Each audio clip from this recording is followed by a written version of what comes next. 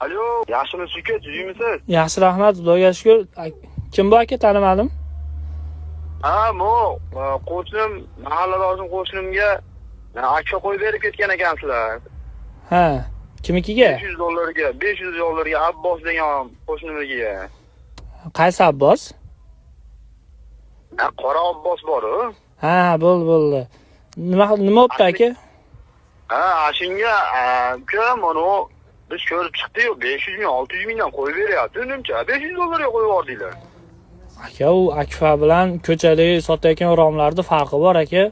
Eshiklarni balkondan qildik, derazasini Akfa Plus originaldan qildik aka. U bozordagi bilan ancha farqladi. Hammasi bir xil. Yo'q, nima bir xil aka, bir xil emas. Plastikmi, boshqasimi, hammasi bir xil. Biz ko'rdik. Aka, nima ish qilasiz?